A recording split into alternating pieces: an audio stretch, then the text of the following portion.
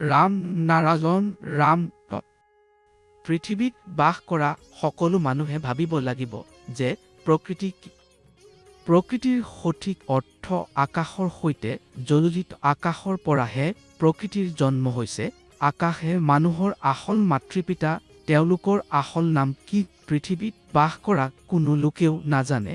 তেওঁলোকৰ আসল নাম ৰাম নাৰায়ণ ৰাম। এই ৰাম নাৰায়ণ ৰামে মানুহৰ লগত কথাও পাতে। তেওঁলোকে শুনে, দেখে, বুজে আৰু মানুহে মাতিলে দৌৰি আহি সহযোগ কৰে। মই যেতিয়া ৰাম নাৰায়ণ ৰামৰ জপ কৰোঁ, তেওঁলোকে মোৰ সৈতে কথা পাতে, কাৰণ তেওঁলোকে মোৰ ভিতৰত বিবেক ৰূপে বহি আছে। মানুহে তেওঁলোকক মাতেই নকৰে, সকলোকে কেৱল আল্লাহ ভগৱানৰ নামত মাতে। হিন্দুসকলে নিজৰ আসল ভগৱানৰ নাম নাজানে।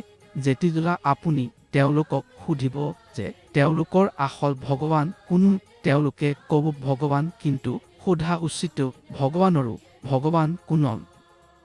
এইটো সুধিলে তেওঁলোকে কিছু ক'ব নোৱাৰে। মোৰ ভিতৰত বিবেক জাগ্ৰত হৈছে। মই সকলো জানো। যিজনৰ মনত বিবেক চেতন জাগ্ৰত হৈছে তেওঁ কিজৰ মূৰ্খ হ'ব? এতিয়া সংযত আহি পৰিছে যে পৃথিৱীৰ 8 কোটিজন মানুহে সাঁচি চলিব লাগিব। আমেৰিকাৰ ৰাছিয়া, চীন সকলোকে সাঁচি চলিব লাগিব। ভাৰত ইতিমধ্যে সাঁচি চলিছে, কাৰণ ভাৰত কংগ্ৰেছ চৰকাৰ নাই। সকলো ব্যক্তিৰ ভিতৰত বিবেক আছে। তেওঁলোকে জ্ঞানী। সকলোকে ভাবিব লাগিব কোন চৰকাৰে ভাৰতৰ বাবে ভাল কাম কৰিছে।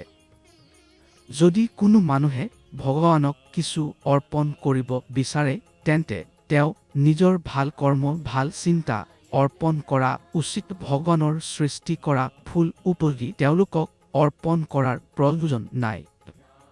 আপুনি ভগৱানক এনেদৰে সুখী কৰিব নোৱাৰে।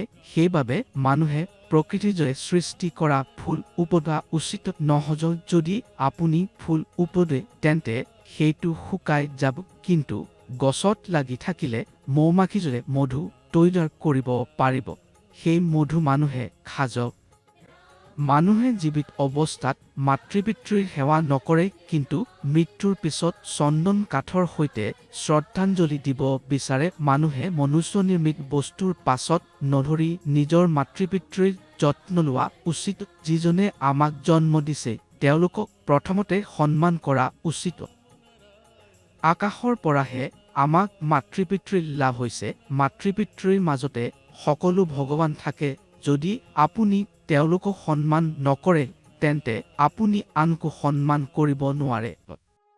ধৰ্মগ্ৰন্থবোৰ সমাজত মানুহক ভাল শিক্ষাৰ দিশত লৈ যাবলৈ তৈয়াৰ কৰা হৈছে। কোৰাণত জিহাদ আছে, য'ত লিখা আছে কুইছা কুবাসনা বিসৰ্জন দিব লাগিব।